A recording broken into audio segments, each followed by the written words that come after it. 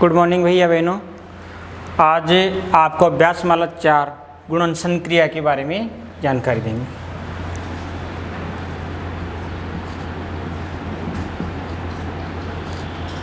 गुणनशन क्रिया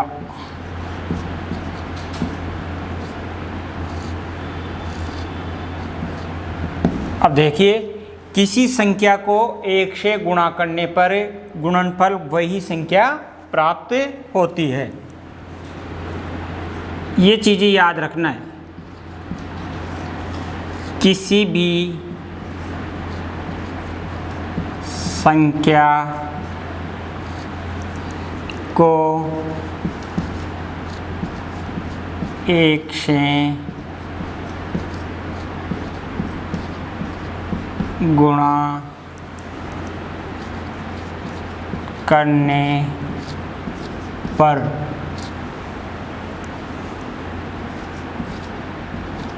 पुनः वही संख्या प्राप्त होती है। यानी गुणा करते समय आप ये चीज़ ध्यान रखेंगे भी किसी भी संख्या को अगर 1 से गुणा कर रहे हैं तो वही संख्या पुनः वही संख्या प्राप्त होगी। जैसे 8 × 1 करेंगे तो अपनी गुणन क्रिया कितनी आएगी? 8 ही आएगी। 8 एक 8 हो गए ना, 1 का पार्ट 8 बार बोलेंगे 8 ही आएंगे। तो किसी भी संख्या को अगर आप 1 से गुणा करेंगे तो गुणन आपकी जो पुनः संख्या वही संख्या आपको प्राप्त होगी। जैसे 8 को 1 से गुणा किया तो 8 ही आएंगे ना। वैसे ही देखो, जस्ट ये तो हो गया पहला रूल। किसी भी संख्या को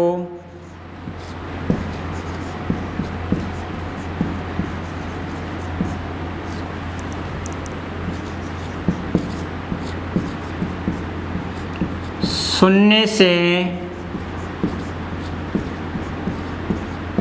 गुणा करने पर शून्य ही प्राप्त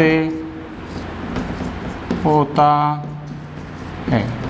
देखिए, ये भी ध्यान रखने की बात है, अगर किसी संख्या को आप शून्य से गुणा करोगे तो आपका गुणनफल क्या आएगा? शून्य ही आएगा। जैसे आपको 5 × 0, अब अपना गुणनफल कितना आएगा? 0। आपको ये चीज़ पहले भी आ गई, कक्षा 2 से आ रहे गुणनशन क्रिया। आपको कक्षा वैसे तो अपने यहाँ प्रथम कक्षा से गुणन छोटे छोटे गुणा करना सिखा देते हैं। सेकंड में, थर्ड में तो गुणन क्रिया का मतलब आपको फुल जानकारी होनी चाहिए सब भैया बहनों को। अगर 0 से 5 को गुणा करेंगे तो शून्य ही आएगा। यानी जो शून्य से टकराता है शून्य ही बन जाता है। ये चीज़ पहले भी बता दिया। और देखो, जैसे मान लो 3 अंकों के आपके कक्षा 2 में भी सवाल है। अब ये देखो, जैसे 2 × 0 × 5 3 संख्याएं हैं। आप इसको गुणा करेंगे, 5 × 0 करेंगे ना अपन, 0 × 5 तो शून्य आया। फिर 2 से इसको इंटू करेंगे तो भी क्या आएगा? शून्य। यानी किसी भी संख्या को शून्य से गुणा करने पर गुणनफल क्या होगा? शून्य ही प्राप्त होता है। ये चीज़ें आपको ध्यान रखना है। एक गुणनशन क्रिया से आपको पार्ट लिखना, गुणन विधि से आपको पार्ट लिखने की विधि भी आपको ध्यान में होनी चाहिए या आपको जानकारी होनी चाहिए। पार्ट बनाने के लिए गुणन क्रिया का प्रयोग करना पड़ता है। गुणन विधि से पार्ट, जैसे गुणन क्रिया से मान लो आपको 5 का पार्ट बनाना है तो 5 × 1, फिर 5 × 2, फिर 5 × 3, 5 × 4, 5 × 5, 5 × 6, 5 × 7, 5 × 8, 5 × 9, फिर 5 × 10। यानी गुणन विधि से पार्ट। वैसे तो आपको पार्ट याद करना है, लेकिन गुणन विधि से आप बड़े से बड़े पार्ट बना सकते हो। अब देखिए, 5 का लिखना है गुणन विधि से, कैसे लिखेंगे? 5 1 से संख्या को गुणा 5 से किया तो 5 एकम, फिर 2 का पार्टा 5 बार बोलेंगे तो 2 पंजे 10, 3 पंजे 15, फिर 4 पंजे 20, फिर 5 25, फिर 6 पंजू के 30, फिर 7 पंजे 35, फिर 8 पंजे 40, फिर 9 पंजे 45, फिर 10 पंजे 50। यानी गुणन विधि से पहाड़े लिखना। ये अब एक पहाड़ा और लिख के बताएंगे आपको।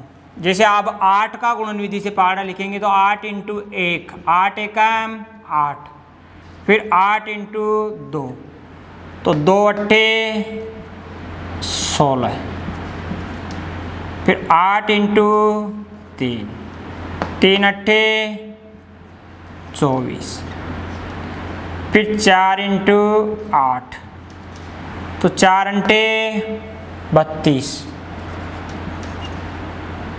फिर 8 इंटू 5, 5 अंटे 40,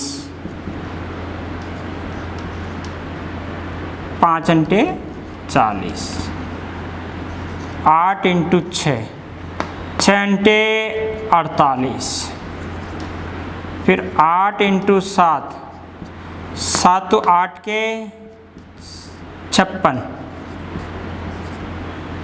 फिर 8 इंटू 8, 8 का पहाड़ा 8 आटा उठी 64, फिर 8 इंटू 9, 8 नाम के 72, 8 इंटू 10, तो 8 दाई के 80 आ गए ना। ये गुणन विधि से पहाड़े लिखना है।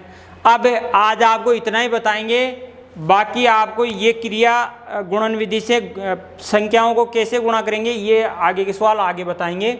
लेकिन ये चीज़ ध्यान रखना है, किसी भी संख्या को अगर आप 1 से गुणा करेंगे तो गुणनफल वही संख्या आएगी।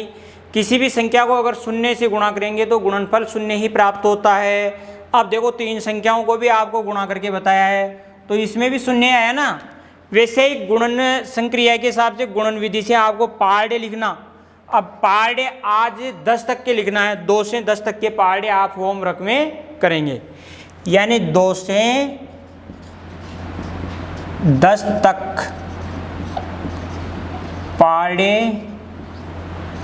गुणन विधि से लिखना, होमवर्क में लिखना है ना, HW में। ये आपको गृह कार्य मिला है। Thank you.